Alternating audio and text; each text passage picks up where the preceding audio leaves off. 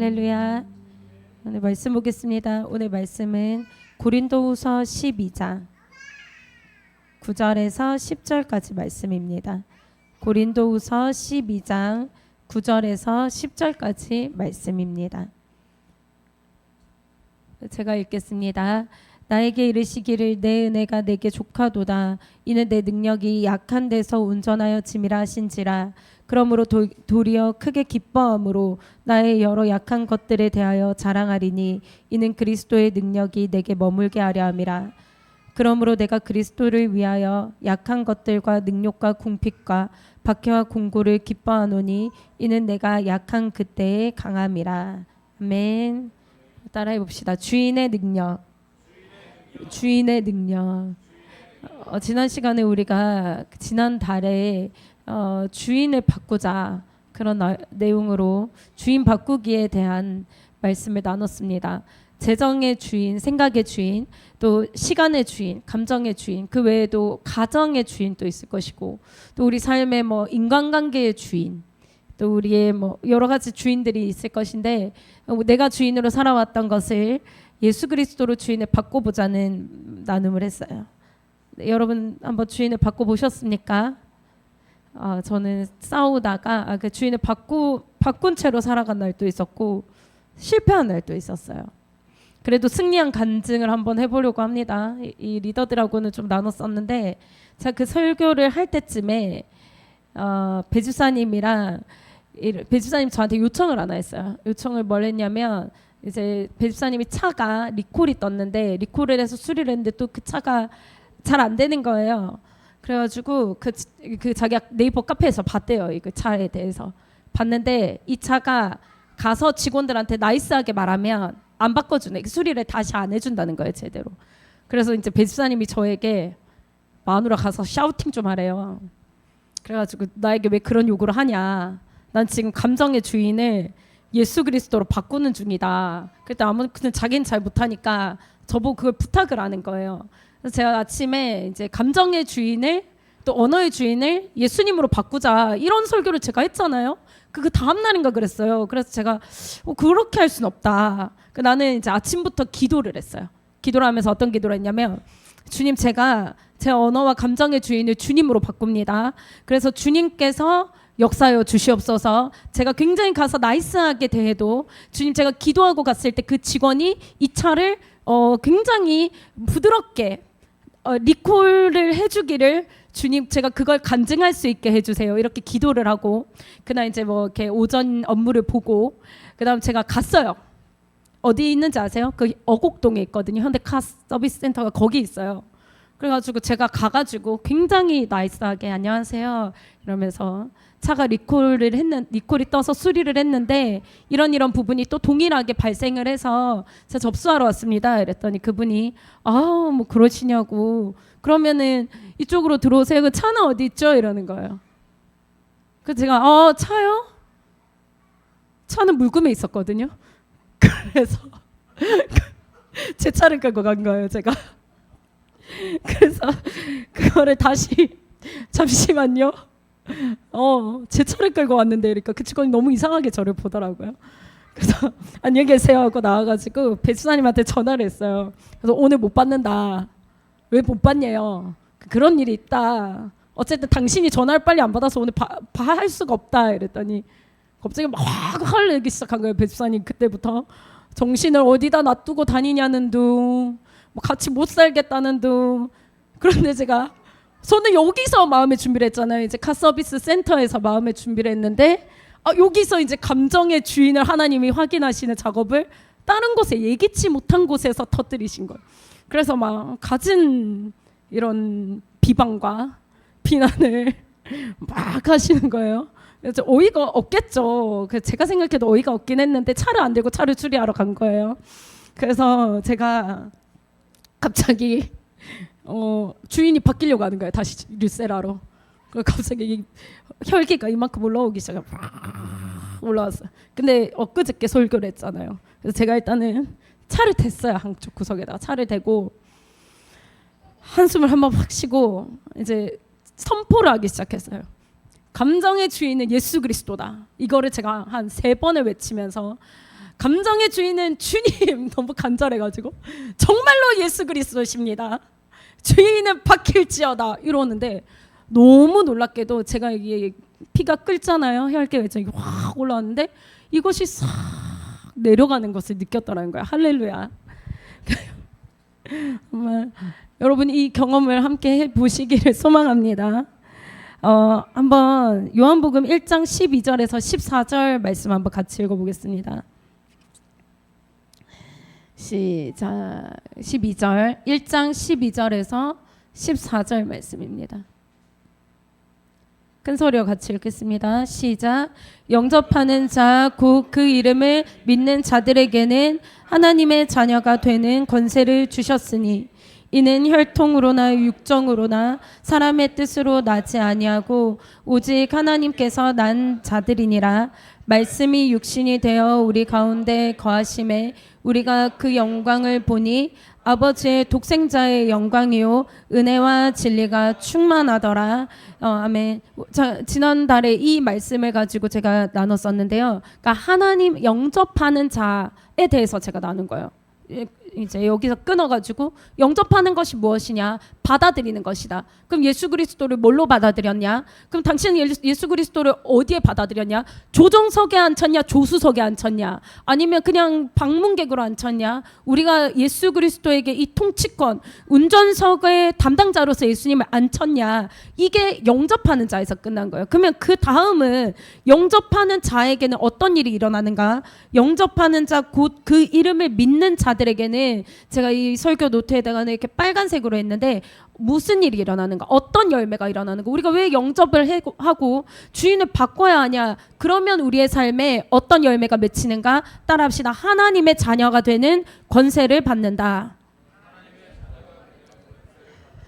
하나님의 자녀가 되는 권세를 받는데 그 뒤에 이제 계속 띄워주세요. 말씀 제가 잠깐만 띄워주세요. 하나님의 자녀가 되는 권세를 우리에게 주시는데 어떤 일이 일어나냐면 14절에 보니까 아버지 독생자의 영광 그것을 우리가 보게 된다는 거예요. 그리고 그분의 은혜와 진리가 우리 가운데 충만하게 된다는 것입니다. 그러니까 이건 뭐냐면 내가 예수 그리스도를 영접하고 내 삶의 주인으로 모셨을 때 내 삶에 아버지 독생자의 영광이 우리가 함께 보게 된다는 거예요. 주님과. 아버지 독생자가 누구십니까? 예수 그리스도잖아요. 근데 예수 그리스도의 그 영광의 수준은 어느 수준이냐면 우리가 생각할 때 이 땅에서 좀 영광된 그런 수준이 아니라 천지 만물의 창조자 그리고 이 땅의 주관자 그다음 우리의 구원자 우리의 삶의 인도자 되시는 이 온 만물의 영광을 받으시는 아버지의 그 독생자의 영광을 우리가 보게 된다. 그럼 뭐냐면 우리도 동일하게 그것을 받게 된다는 것이거든요. 그리고 예수 그리스도가 소유하고 계신 예수님의 은혜, 예수 그리스도의 그 진리가 우리 가운데 있게 된다. 그래서 우리가 완전히 삶이 뒤집혀버리는, 삶이 완전 바뀌어버리는 놀라운 역사들이 우리에게 일어난다는 것인데 이게 뭐냐면 이게 그냥 교회에 와가지고 어떤 사역적인 영역에 한정되는 것이 아니고 이건 우리의 전 인격적인 모든 삶 가운데 그러니까 우리라는 존재 전체에 내가 영위하는 모든 삶의 영역에 이것들이 드러난다는 거예요. 예수 그리스도의 영광과 은혜와 진리가.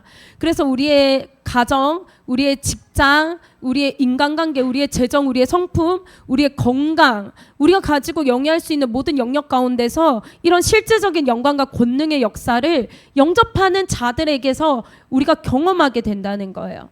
제가 요 근래에 대형교회에 다니시는 분들을 몇 번 만났어요. 근데 하나님이 주시는 감동들이 있어가지고 그분들을 제가 이렇게 이제 예수님 그러니까 믿음에 대한 이야기들을 그분들과 함께 나누게 됐어요.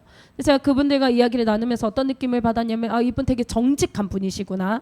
그리고 이분 지금 되게 순전한 믿음을 가지고 계시구나.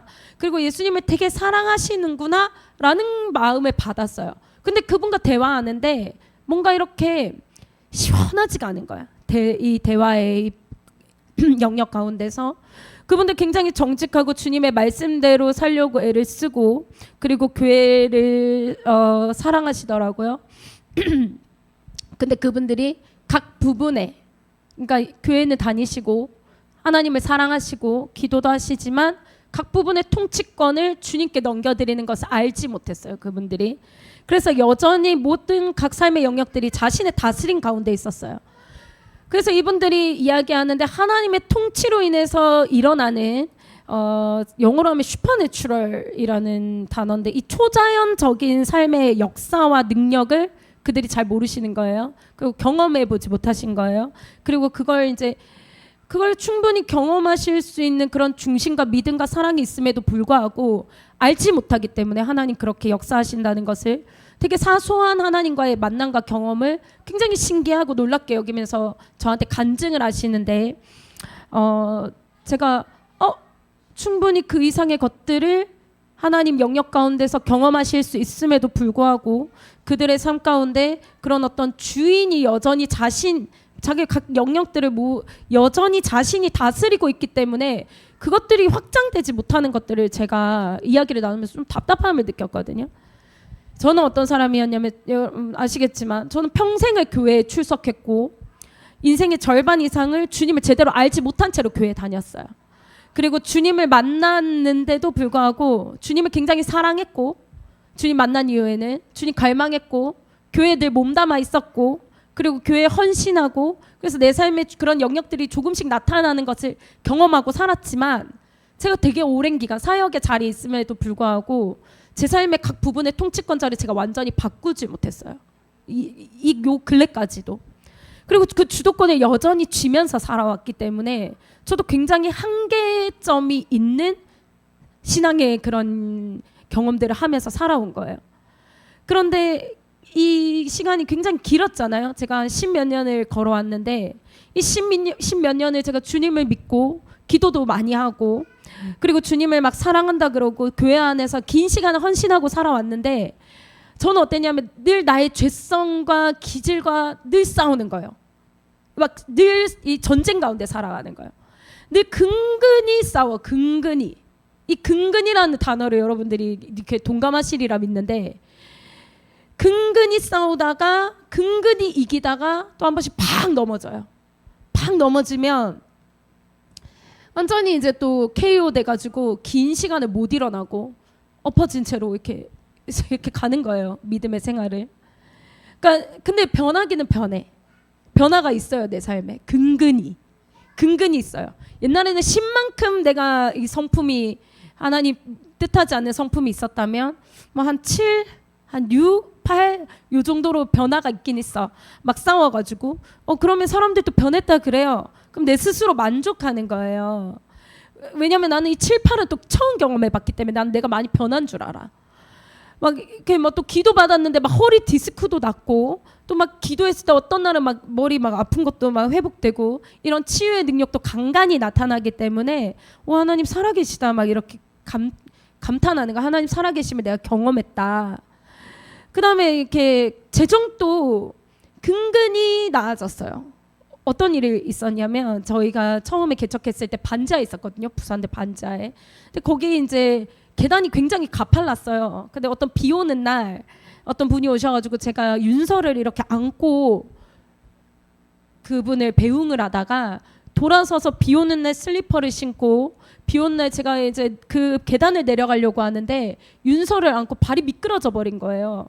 그리고 계단에 이제 무릎을 꿇은 채로 계단을 도도도도도도도 끝까지 내려왔어요. 왜냐면 윤서를 놓을 수가 없잖아. 얘가 애기니까 다칠까봐. 그래서 윤서를 하는 채로 계단을 다다다다다다다다다 내려와가지고 발가락이 똑 부러졌어요. 엄지발가락이.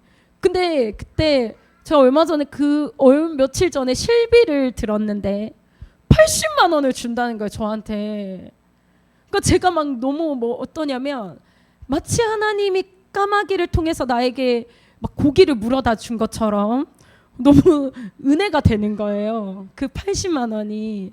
제가 그때는 또 되게 많이 다치고 되게 막 뼈도 금도 많이 가고 실비도 되게 많이 다 먹었어. 아플 때 돈이 없을 때는. 근데 그게 막 되게 은혜로다 막 이렇게 되는 거예요. 그러니까 근근히 먹는 거예요. 근근히 재정도.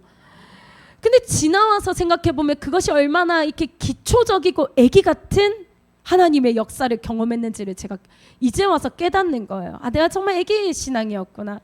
하나님의 역사와 하나님의 한계와 능력은 무한한데 제가 그것을 알지 못해서 제가 그것을 그게 가능하다는 것을 취하지 못해서 되게 막 이렇게 근근한 그런 어떤 하나님의 역사와 하나님의 권능과 하나님의 능력들을 경험하면서도 할렐루야, 주님 살아계셔, 어머 주님 너무 사랑해, 막 너무 기쁘고 막 이렇게 살아왔는데, 그런데 그 이상의 것들을 하나님 좀 답답하신 거예요. 제가 그분들을 만났을 때 이렇게 나눴던 나눔들처럼 그것이 다가 아니고 하나님의 역사와 권능은 엄청나고 능력이 있다는 것을 저희가 보지를 못해서 그것을 취하지 못하고 그것을 경험치 못하는 것을 하나님 안타깝게 여기신다는 거죠. 그래서 하나님의 자녀가 된 영접하는 이 자들에게 주시는 예수 그리스도의 권세는 주님의 하나님 독생자의 영광이라는 거예요. 내가 너희에게 근근하게 좀 신기하다, 이런 일이 있었네, 기도했더니 우리 아들이 좀 이렇게 두통이 나왔어, 네, 막 너무 신기해서 막 그걸 막 간증하고, 물론 그것도 귀하지만 거기 안에서 우리가 하나님을 우리의 생각과 우리의 마음으로 제한하고 있는 것은 아닌지 우리가 돌아볼 필요가 있다는 것이죠.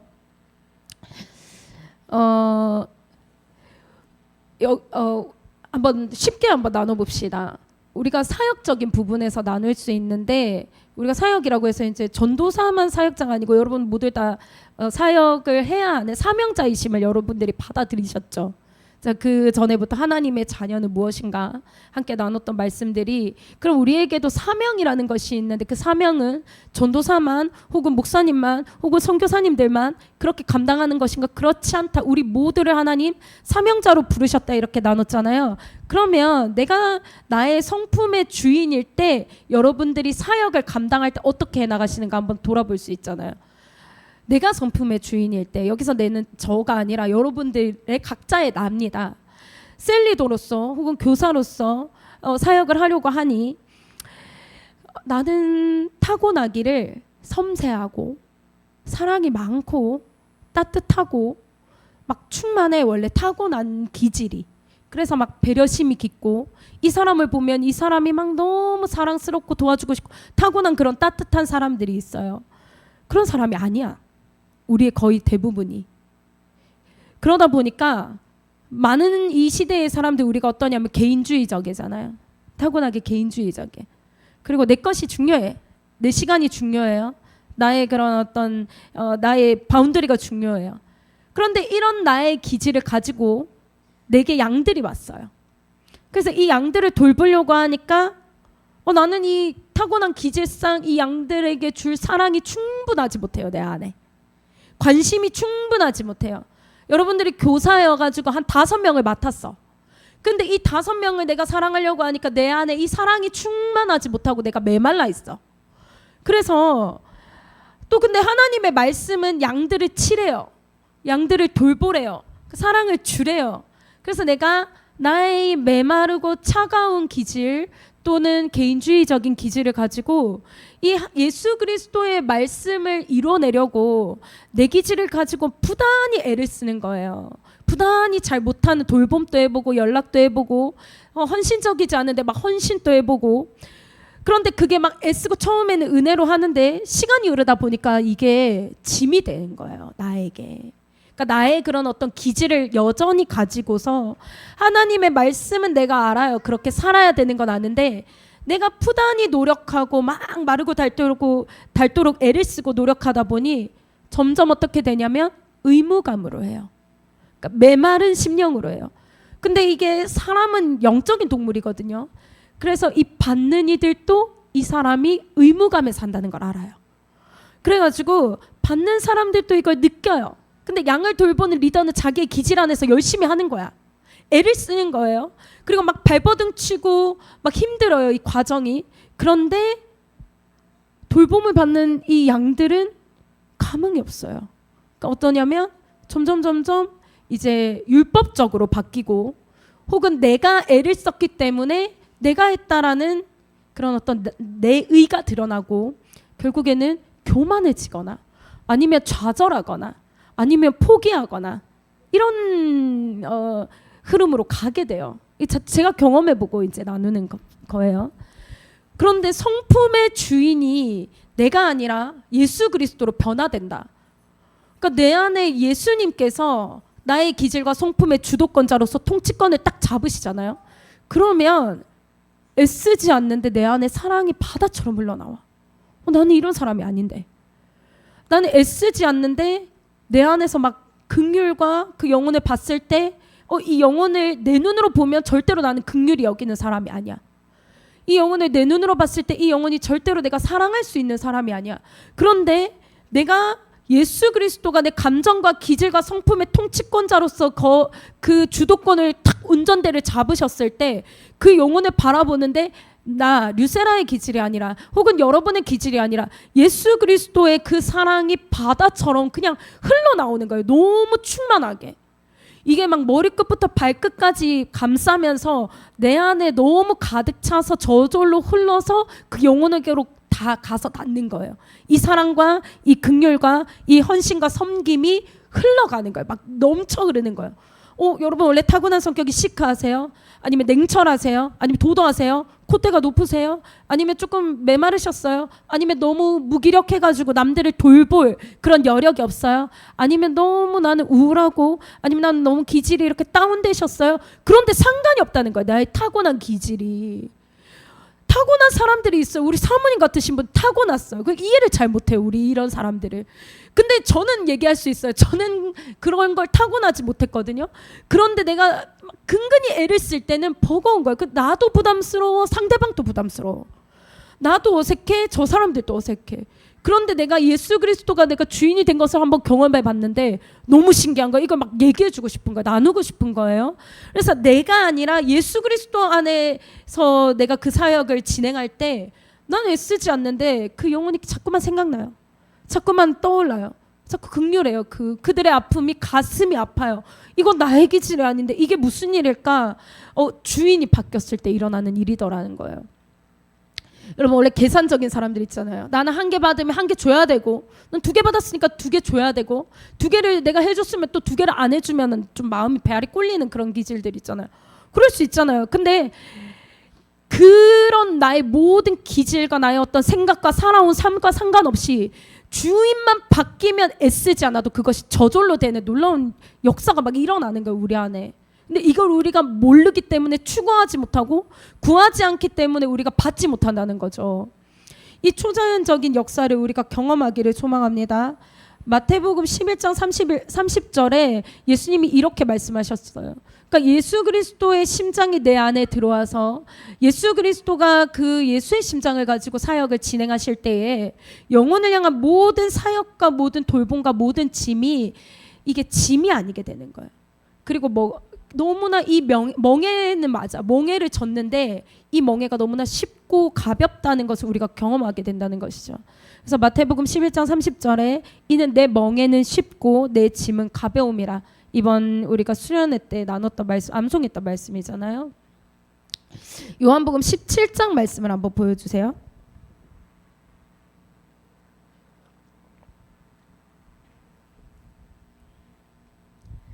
이 요한복음 17장 말씀이 뭐냐면 예수님께서 제자들을 이 땅에 두고 가실 때에 제자들을 향한 염려가 담겨 있어요. 그러니까 예수님이 이 사명을 이 땅에 오셔서 감당을 하셨는데 감당을 하시고 이제 십자가 사건을 이제 이 사역을 마무리하고 다시 주님 앞으로 돌아가셔야 하는데 이 제자들을 보니 예수님이 마음이 안 편하셨던 것 같아요. 그러니까 이 사명의 크기와 무게가 얼마나 컸는지 알기 때문에 그래서 예수님께서 사실 제가 주인 바꾸기라고 표현했지만 기독교계에서 더 많이 쓰는 말은 뭐냐면 예수 그리스도와 연합한다는 거거든요. 그래서 이 연합하는 것이 무엇인지에 대해서 이야기하고 있어요. 1절부터 5절 말씀은 예수 그리스도의 주 되심과 태초부터 예수 그리스도에게 주어진 영광이 어떤 것인가에 대한 말씀이거든요. 제가 한번 읽어볼게요. 예수께서 이 말씀을 하시고 눈을 들어 하늘을 우러러 이르시되 아버지여 때가 이르렀사오니 아들을 영화롭게 하사 아들로 아버지를 영화롭게 하게 하옵소서. 아버지께서 아들에게 주신 모든 사람에게 영생을 주게 하시려고 만민을 다스리는 권위를 아들에게 주셨음이로소이다. 영생은 곧 유일하신 참 하나님과 그가 보내신 자 예수 그리스도를 아는 것이니이다. 아버지께서 내게 하라고 주신 일을 내가 이루어 아버지를 이 세상에서 영화롭게 하셨사오니 아버지여 창세전에 내가 아버지와 함께 가졌던 영화로서 지금도 아버지와 함께 나를 영화롭게 하옵소서. 이 5절이 뭐냐면 예수 그리스도의 권능과 영광에 대한 거예요. 예수님이 어떤 분이신지, 창세전부터 주님과 함께 영광을 받았던 분, 어마어마한 분, 이 아들의 권위를 가지신 분, 아버지의 독생자 아들로서 이 땅 만물 가운데 어떤 이도 비교할 수 없는 놀라운 영광 가운데 있으신 분이다. 이걸 기억하세요. 그 다음에 6절에서 10절까지 한번 봅시다. 그런데 갑자기 세상 중에서 내게 주신 사람들, 그러니까 우리와 같은 자들, 예수 그리스도를 주인으로 받아들인 자들, 제자들, 이 사람들에 대한 이야기가 나와요. 이 사람들에게 내가 아버지의 이름을 나타내었나이다. 그들은 아버지의 것이었는데 내게 주셨으며 그들은 아버지의 말씀을 지키었나이다. 지금 그들은 아버지께서 내게 주신 것이 다 아버지께로부터 온 것인 줄 알았나이다. 그러니까 그들이 누구인지에 대한 설명이 나오는 거예요. 나는 아버지께서 내게 주신 말씀들을 그들에게 주었사오며 그들은 이것을 받고 내가 아버지께로부터 나온 줄을 참으로 아오며 아버지께서 나를 보내신 줄도 믿었사옵나이다. 이건 뭐냐면 이것들을 믿는 자들을 내가 이야기하고 있는 것이다라는 걸 알려주시는 거예요. 내가 그들을 위하여 비옵나니 내가 비옵는 것은 세상을 위함이 아니요 내게 주신 자들을 위함이니 이다. 그러니까 예수 그리스도의 사명을 이제 받들어서 앞으로 예수님이 다시 오실 그날까지 이 사명을 함께 감당해 나아가야 할 자들, 그들은 아버지의 것이로소이다. 내 것은 다 아버지의 것이요 아버지의 것은 내 것이온데 내가 그들로 말미암아 영광을 받았나이다. 그러니까 1절에서 5절까지는 예수 그리스도의 영광을 이야기했는데 그 다음에 예수 그리스도의 그 사명을 이어받은 사명자들에 대한 내용이 6절에서 10절까지 나오는 거예요. 그 다음에 이제 제가 나누는 이야기가 11절부터 21절까지인데요. 한번 봅시다. 11절. 나는 세상에 더 있지 아니하오나 그들은 세상에 있사옵고 나는 아버지께로 가옵나니 거룩하신 아버지여 내게 주신 아버지의 이름으로 그들을 보전하사 우리와 같이 그들도 하나가 되게 하옵소서. 그러니까 예수님께서 이 내용 가운데 무슨 말씀을 하시냐면 이 믿고 따르는 나의 제자들, 사명을 감당하는 이 사명자들을 이 땅에 두고 가야 되는데 내가 너희를 같이 데려가는 게 아니라 너희는 여기 남아 있어야 돼. 그런데 이 11절에서 21절이 좀 기니까 여러분 한번 나중에 읽어보시면 좋을 텐데 이 제자들을 향한 예수 그리스도의 그 염려와 그 사랑이 얼마나 절절한지가 여기 나와 있어요. 그래서 이들을 여기 두고 가야 되는데 이제 사명을 감당해야 될 사명이 너희가 있기 때문에 내가 이제 이들을 향한 사랑과 이 남겨진 사명자들에 대한 그 사랑의 마음이 남아 있다는 거예요. 이 구절을 한번 봅시다. 20 조금 내려볼까요? 20 위에 조금 위로 올려주세요. 19절 더 올려주세요. 그러니까 이 어린 양 같은 이 제자들에게 내가 예수 그리스도의 말씀을 줬더니 이들이 그 말씀과 복음을 받아들였다. 그런데 그 빛이 이들 안에 있는데 빛이 이들 안에 있기 때문에 이 어두운 세상이 나를 미워한 것처럼 너희도 미워할 것이다. 그런데 내가 기도한다 이렇게 말씀하세요. 너희가 악에 빠지지 않도록 내가 기도한다 중보하고 계신 거예요. 그래서 예수님이 이 어린 양 같은 이 제자들, 어린 양 같은 이 사명자들, 예수님 보기에 내가 너희를 두고 이 무거운 사명의 짐을 너희에게 주고 가도 되겠니? 그래서 내가 너희가 악에 빠지지 않도록 분명히 나의 빛이 너희 안에 있기 때문에 세상은 너희를 미워할 건데, 세상은 너희를 넘어뜨리려고 할 건데, 세상은 너희를 쓰러뜨리려고 할 건데, 그래서 내가 너희에게 이것을 주겠다라고 말씀하시는 부분이 요한복음 17장 22절입니다. 22절부터 24절까지 한번 같이 읽어볼게요. 22절부터 내리면 돼요. 22절부터 한번 같이 읽어보겠습니다. 시작. 내게 주신 영광을 내가 그들에게 주었사오니 이는 우리가 하나가 된 것 같이 그들도 하나가 되게 하려 함이니이다. 곧 내가 그들 안에 있고 아버지께서 내 안에 계시어 그들로 온전함을 이루어 하나가 되게 하려 함은 아버지께서 나를 보내신 것과 또 나를 사랑하신 같이 그들도 사랑하신 것을 세상으로 알게 하려 함이로소이다.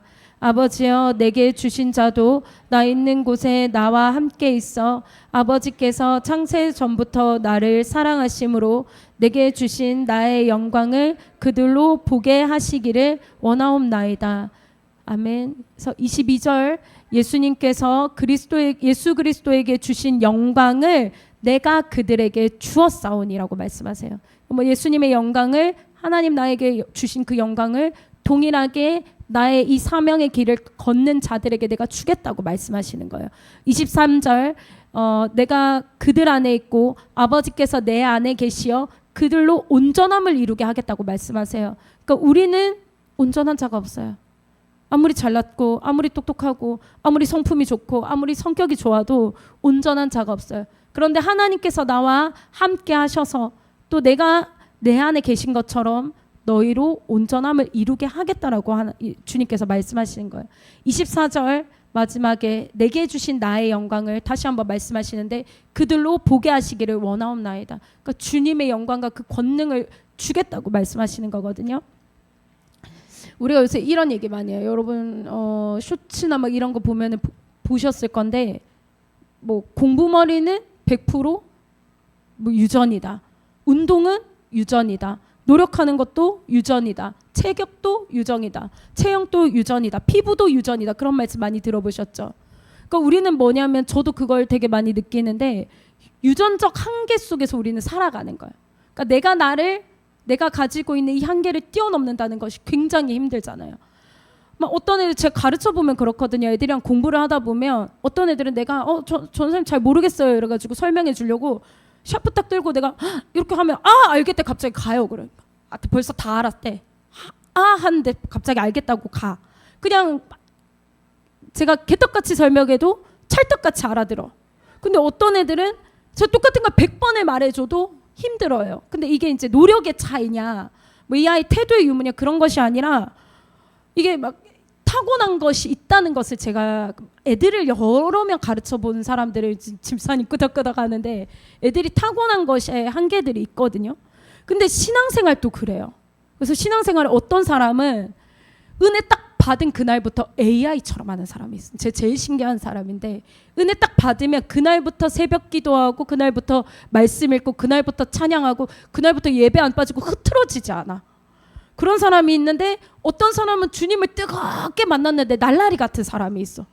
주님을 깊이 막 뜨겁게 만났는데도 막 기복이 심하고 어떨 때 막 팍싹 엎어져 있다가 또 어떨 때는 막 불 받아서 불로불로 하면서 막 전도 막 하고 막 이런 사람들 있잖아요. 그러니까 이게 다 기질적인 부분들이 굉장히 크단 말이에요. 근데 우리가 그 기질 안에서 나의 어떤 그런 신앙의 한계들, 그러니까 내가 할 수 있는 사역의 한계들을 지울 수 있잖아요. 세상은 그렇잖아요. 세상은 그렇다고 얘기해버렸어요. 벌써 모두가. 세상은 다 한계가 있다고 얘기했어요. 너희는 머리도 한계가 있고 뭐 운동도 한계가 있고 체격도 한계가 있고 체형도 한계가 있고 다 한계가 있대요. 그런데 우리가 예수 그리스도 안에서 그 권능을 받으면 이 한계가 우리 가운데 없다는 거예요. 우리가 이루어낼 수 있는 신앙의 놀라운 역사는 하나님의 주임 바뀜의 그 역사 가운데서 시작한다는 거예요. 그러니까 막 내가 하나님 나는 이게 천성이 그런데요. 하나님 천성이 차가운데요. 천성이 게으른데요. 전 타고나기를 좀 어쩔 수 없이 막 사랑이 많지 않은데요. 막 이렇게 얘기하잖아요. 그런데 이 모든 성품적 한계와 기질적 한계와 상황적 한계와 능력의 한계를 뛰어넘게 하는 그 비법이 뭐냐면 주인을 바꾸는 거예요. 모든 영역의 주인을 바꾸는 거예요. 여러분 재정도요. 막 그런 게 있어요. 타고난 사람이 있어요. 돈 잘 버는 사람. 돈복 있다 그러잖아요. 세상은. 그래서 재정의 그런 어떤 가난의 그게 세상의 말로 치면 돈복 있다 그러고 우린 이게 교회의 말로 치면 가난의 영이잖아. 가난의 영이 있으면 이게 아무리 우리가 돈을 어떻게 한번 벌어보려고 애를 쓰고 막 이래도 그 가난의 영을 뚫고 나오는 게 힘들잖아요. 그런데 재정의 주인을 바꾸니까 그 역사가 일어나더라. 우리 성품의 주인을 바꾸니까 그 역사가 일어나더라. 우리의 감정과 기질과 생각의 주인을 바꾸니까 그 역사가 일어나더라. 그게 통치권을 바꾸는 일의 놀라운 열매라는 것을 깨달으시기를 소망합니다. 오늘 요한복음 14장 12절 말씀 한번 읽고 함께 기도하기를 원하는데요. 요한복음 14장 12절 말씀입니다. 같이 한번 읽어보겠습니다. 시작.